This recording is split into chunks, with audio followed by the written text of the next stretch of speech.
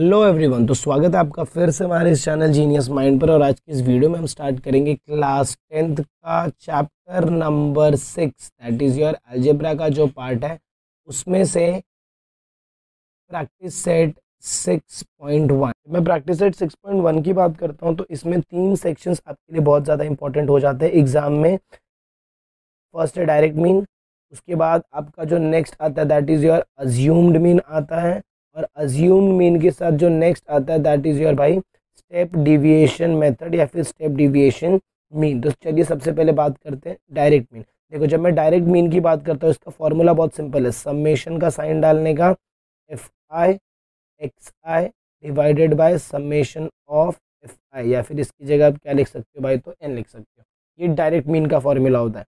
जब मैं direct mean की बात करूंगा तो इसमें मुझे क्या करना है भाई, टेबल बनाना है। कितना टेबल बनाना है भाई, ध्यान से सुनने का, एक बॉक्स बनाने का, मतलब टेबुलर फॉर्म। अब मैं इसमें क्या करूंगा, बॉक्सेस मतलब कॉलम्स बनाऊंगा। कितने कॉलम्स बनाएंगे, डायरेक्ट मीन बोला तो 4 कॉलम बनेगा। कितना कॉलम भाई, 4 कॉलम। डायरेक्ट मीन बोला तो 4 कॉलम। अच्छा, अब तो अज्यूम्ड मीन बोलेंगे तो 5 कॉलम। अज्यूम्ड मीन बोलेंगे तो कितना कॉलम भाई, तो 5 कॉलम।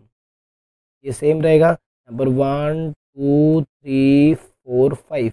और स्टेप डिविएशन बोलेंगे तो कितना कॉलम भाई, तो 6 कॉलम। स्टेप डिविएशन में 6 कॉलम्स, 6 पार्टीशन। अज्यूम्ड मीन में भाई 5 पार्टीशन, और आपका डायरेक्ट मीन रहेगा तो उसमें कितना पार्टीशन भाई, 4 पार्टीशन। आई होप आपको ये सेक्शन इतना समझ में आया कि मैंने क्या बोला। अभी इसके आगे का जब मैं चेकआउट करूंगा तो देखो ध्यान से क्या क्या क्या रहता है। इसके अंदर सबसे फर्स्ट जो तुम्हारा कॉलम रहेगा वो तुम्हारा क्या रहेगा भाई, तो क्लास रहेगा। बराबर, हमेशा आपको क्या दिया रहेगा, क्लास दिया रहेगा, और आपको फ्रीक्वेंसी दिया रहेगा। तो पहले आपको क्लास लिख लेना और यहाँ पर फ्रीक्वेंसी लिख देना है। इसके बाद यहाँ पर बीच में आप क्या निकालोगे, क्लास मार्क निकालोगे, जिसको आप डिनोट करते हो एक्स आई से। अब इसके बाद जो लास्ट कॉलम रहता है वो रहता है F I multiply by x I. I hope आपको इतना समझ में आया कि अगर मैं डायरेक्ट मीन की बात करता हूँ तो उसमें आपको क्या करना है। डायरेक्ट मीन में ऐसे 4 कॉलम बनेंगे जिसमें सबसे फर्स्ट क्लास हमेशा आपको दिया रहेगा। 2 कॉलम आपको हमेशा दिया रहेगा, that is your first column, और ये third column.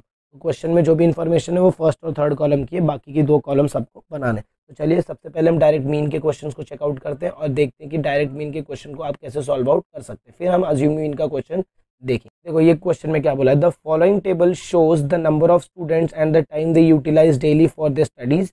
Find the mean time spend by students for their studies by direct method. पढ़ाई तो आप लोग कर नहीं रहे होगे, बट कुछ लोग हैं जो कर रहे होंगे। अब देखो यहाँ पर आपको हमेशा ना ऐसा 2 कॉलम दिया रहेगा, और मैंने आपको क्या बोला, हम टोटल 4 कॉलम बनाएंगे जिसमें से ये फर्स्ट कॉलम होता है, और ये कितना, वो ये कौन सा कॉलम होता है, थर्ड कॉलम। फर्स्ट कॉलम मतलब ये क्या है हमारा, तो भाई ये क्लास है, और ये जो हमको नंबर ऑफ स्टूडेंट दिया दैट इज अवर फ्रीक्वेंसी, मतलब क्या, ये एफ आई का कॉलम है। चलो अब ध्यान से देखने का, मैंने आपके लिए ये लिख के रखा है पहले से ही। क्लासेस देखो इन्होंने क्या लिया है, 0 to 2, 2 to 4 ऐसा दिया। तो यहाँ पर इन्होंने क्या लिया है, देखो 0 to 2 लिया है फर्स्ट, फिर 2 to 4, फिर 4 to 6, फिर 6 to 8, फिर 8 to 10। अब क्लास फ्रीक्वेंसी की बात करते हैं, इनमें देखो फ्रीक्वेंसी क्या दिया है, 7 है। फर्स्ट फ्रीक्वेंसी 7, फिर 18, फिर 12, फिर 10, फिर 3। तो यहाँ पर आप क्या लिखोगे भाई, 7, फिर यहाँ पर क्या लिखेंगे 18, फिर यहाँ पर क्या लिखेंगे 12, फिर यहाँ पर क्या लिखेंगे 10, और यहाँ पर क्या लिखेंगे 3। क्लास मार्क कैसे निकालते हैं ये मैं आपको बता देता हूँ। देखो क्लास मार्क के लिए क्या करने का, क्लास मार्क का फॉर्मूला देखो, class mark is nothing but equal to upper limit, क्या बोला मैंने, upper limit plus lower limit, upper limit plus lower limit. अब ये आप बोलोगे, अगर बहुत लोग ऐसे रहेंगे जिनको नहीं पता रहेगा what is upper limit and lower limit. देख भाई, यहाँ पर आपको 2 नंबर दिख रहा है, यहाँ पर आपको 2 नंबर दिख रहा है, एक 0 दिख रहा है और एक 2 दिख रहा है। तो ये जो लेफ्ट हैंड साइड वाला है ये हमेशा हमेशा आपका क्या रहता है, lower limit, L for left, L for left और एल फॉर लोअर लिमिट।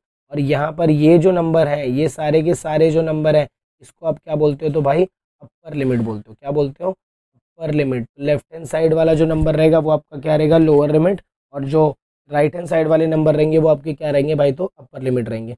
अब आपको क्या करना है, देखो अपर लिमिट की जगह वैल्यू, अपर लिमिट का वैल्यू कितना दिया, चलो फर्स्ट कॉलम में अगर आप ये चेकआउट करो तो मैंने क्या बोला, ये मेरा क्या है भाई, तो ये मेरा है L L, that is lower limit, और ये मेरा क्या है, अपर लिमिट, अपर लिमिट। तो अपर लिमिट की जगह मैं क्या रखूंगा भाई, 2 रखूंगा, प्लस लोअर लिमिट की जगह क्या रखूंगा, 0 divided by 2, which is nothing but 2/2, which is equal to 1। हमेशा आपको क्या करना है, फर्स्ट अपर लिमिट निकालना है। अगर आप ये सेकंड वाला निकालते हो, देखो सेकंड वाले में क्या है 2 और 4 है, तो मैं क्या करूँगा 4 + 2/2 करूँगा which is nothing but 6/2 which is equal to 3। अगर आप चेकआउट करो तो हम क्या कर रहे हैं, देखो 0 के अंदर मैंने क्या किया +1 किया, फिर 2 के अंदर मैं क्या कर रहा हूँ +1 कर रहा हूँ, फिर 4 के अंदर क्या कर रहा हूँ +1, 6 के अंदर क्या कर रहा हूँ +1 और 8 के अंदर क्या कर रहा हूँ +1। मतलब ये आपको स्टार्टिंग में जो नंबर आता है उसको आपको क्या करना है, सिर्फ और सिर्फ लोअर लिमिट से ऐड कर देना, तो आपको नेक्स्ट सेक्शन का क्लास मार्क मिल जाएगा। तो ऐसे शॉर्टकट तरीके से भी आप क्लास मार्क फाइंड आउट कर सकते हो। मैंने क्या बोला था कि अगर हम डायरेक्ट मीन का क्वेश्चन कर रहे हैं, कौन सा क्वेश्चन कर रहे हैं भाई, तो डायरेक्ट मीन, तो उसमें कितना कॉलम बनेगा, 4 कॉलम। ये फर्स्ट कॉलम, ये सेकंड कॉलम, ये थर्ड कॉलम, ये फोर्थ कॉलम, 4 कॉलम बन चुका है, जिसमें आपको XI भी मिल गया और FI भी मिल गया। अब आपको देखो यहाँ पर क्या दिया है, class mark multiply by frequency, मतलब ये क्या है XI मल्टीप्लाई बाय FI, मतलब मुझे ये वाले दोनों क्लास को क्या करना है मल्टीप्लाई, मतलब सेकंड और थर्ड क्लास को क्या करना है मल्टीप्लाई। अब यहाँ पर 1 × 7, तो यहाँ पर क्या लिखूंगा 1 × 7 इज इक्वल टू क्या वैल्यू आएगा भाई 7। उसके बाद 3 × 18, तो 18 3 आपका कितना हो जाएगा भाई, तो 54, तो यहाँ पर क्या लिखेंगे हम 54। नेक्स्ट 5 × 12, तो ये इधर लिखेंगे 5 × 12 इज इक्वल टू 60। आपको सिर्फ ये नंबर्स लिखने, मैं आपको बताने के लिए ये पूरा लिख रहा हूँ। ये कितना होगा 7 × 10 इज इक्वल टू क्या हो जाएगा भाई, तो 70। नेक्स्ट ये क्या है 9 × 3, 9 3 कितना हो जाएगा भाई, तो 27। अब यहाँ पर ना नीचे देखो आपको इधर दिया है समेशन, इसका साइन है ना, ये साइन का मतलब क्या होता है भाई, तो ऐड होता है, मतलब मुझे क्या करना है ये सारे वैल्यूज़ को ऐड करना है। तो जब मैं सारे वैल्यूज़ को ऐड करूँगा तो मेरे को इसका आंसर कितना मिलेगा भाई, तो 50 मिलेगा, that is summation of FI।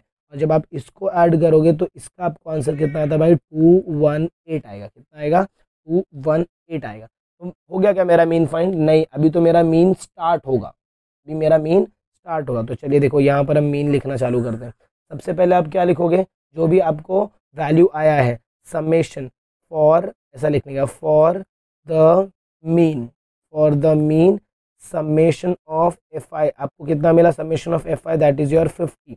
उसके बाद समेशन ऑफ FI XI, ये आपको कितना मिला भाई, तो 218। अब मैं क्या करूँगा भाई, कैलकुलेट करूँगा किसको, तो मेरे मीन को कैलकुलेट करूँगा। किसको कैलकुलेट करेंगे, मीन को कैलकुलेट करेंगे। अब मीन को कैलकुलेट करने के लिए मीन का फॉर्मूला लिखना पड़ेगा, therefore mean is equal to summation of FI XI, mean is equal to summation of FI XI divided by summation of FI। अब बताइए समेशन ऑफ FI XI कितना है भाई, 218 है डिवाइडेड बाय 50। जब आप इसको कैलकुलेट करेंगे तो आपका जो मीन का फाइनल आंसर आएगा, अच्छा मीन को डिनोट किससे करते हैं, mean is denoted by x बार। अब जो आपका मीन का फाइनल आंसर आएगा दैट इज योर, इसको डिवाइड करोगे तो 4.36 आएगा। और इसके बाद आपको एक फाइनल आंसर लिखना रहता है हमेशा, therefore mean of the time spent, mean of the time spent by the students, by the students, इसके लिए स्पेंड कर रहे थे तो students for studies is 4.36 hours या फिर मिनट्स। तो आवर्स में दिया है क्वेश्चन में, देखो ना क्वेश्चन में इधर देखो क्या दिया है, टाइम इन आवर्स दिया ना, यहाँ पर देखो टाइम इन आवर्स दिया, तो यहाँ पर भी आपकी फाइनल आंसर में भी ये क्या रहेगा भाई, तो आवर्स ही रहेगा। फाइनल आंसर में भी आपको क्या लिखना है, तो आवर्स लिखना है।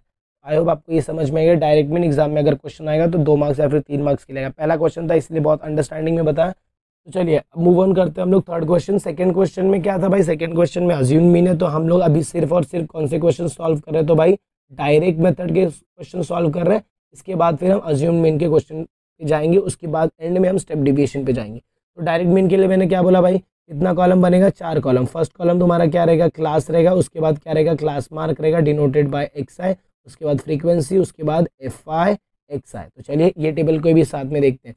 अभी हमेशा हमको क्या दिया रहता है भाई, 2 चीज़ें दी रहती है। मैंने अभी आपको बताया था कि हमेशा आपको 2 चीज़ें दी रहेंगी। कौन सी 2 चीज़ें हमें गिवन आउट रहती है, बता सकता है क्या कोई। सबसे पहला ये जो कॉलम रहता है इसको क्या बोलते हैं भाई, तो क्लास बोलते हैं। और ये जो नीचे वाला कॉलम रहता है इसको क्या बोलते हैं भाई, फ्रीक्वेंसी। चलिए आपके लिए मैंने देखो बना के रखा है, अगर आप यहाँ पर चेकआउट करें तो 1 और 2, 2 और 3 ऐसे ही दिया बराबर, यस। तो अब यहाँ पर देखो क्लास आपको लिख कर दिया है मैंने। अब आपको ये पता रहेगा कि 1 को क्या बोलते हैं, 1 इज़ नथिंग बट योर भाई लोअर लिमिट, 1 को क्या बोलते हैं लोअर लिमिट, और ये जो 2 है इसको क्या बोलते हैं अपर लिमिट। मैं ये वाले 1 और ये वाले 2 की बात कर रहा हूँ, इसको क्या बोला जाता है भाई तो लोअर लिमिट, और इसको क्या बोला जाता है भाई तो अपर लिमिट। चलिए, और ये यहाँ पर भी मतलब ये साइड लेफ्ट हैंड साइड के ये जितने बंदे लोग हैं ये सब क्या है भाई तो लोअर लिमिट, छोटे लोग लोअर लिमिट, और यहाँ पर जितने बड़े है ये सब आपके कौन से वैल्यूज़ है तो भाई अपर लिमिट के वैल्यूज़ है। अब इसका मज़ा क्या पता क्या, अगर आप 2 - 1 करके इसका क्लास मार्क निकालोगे तो भी सारे के लिए क्लास मार्क क्या रहने वाला भाई तो सेम रहने वाला है। चलो मैं आपको करके दिखाता हूँ, वैसे भी हमने इसको सॉल्व आउट किया है बट फिर भी हम क्या करेंगे सबका क्लास मार्क निकालते हैं। चलो देखो क्लास मार्क कैसे निकालेंगे, तो यहाँ पर आप क्या लिखोगे क्लास मार्क मैंने आपको क्या बताया था अपर limit plus lower limit divided by 2। बोलो भाई अपर लिमिट क्या है, अपर लिमिट है 2 फिर +1/2, मतलब ये कितना होगा 3/2। अब 3/2 को डिवाइड करेंगे तो ये कितना हो जाएगा भाई तो 1.5 हो जाएगा बराबर। 1.5 मतलब क्या, देखो यहाँ पर मैंने क्या लिख दिया 1.5 लिख दिया। अब ये 1 था, 1 में मैंने कितना ऐड किया तो मेरे को 1.5 मिला, तो ये 1 था, 1 में मैंने +0.5 ऐड किया तो मुझे वैल्यू कितना मिल गया भाई 1.5। मतलब अब मैं 2 में भी कितना ऐड करूँगा, 2 में मैं कितना ऐड करूँगा +0.5 ऐड करूँगा तो ये कितना हो जाएगा 2.5। अब 3 में कितना ऐड करूँगा 0.5 तो ये कितना हो जाएगा 3.5। 4 में ऐड करूँगा 0.5 तो कितना हो जाएगा 4.5, और 5 में ऐड करूँगा तो कितना हो जाएगा भाई 5.5। तो कैलकुलेट सिर्फ एक के लिए करना और लिखना हमको सारे के लिए।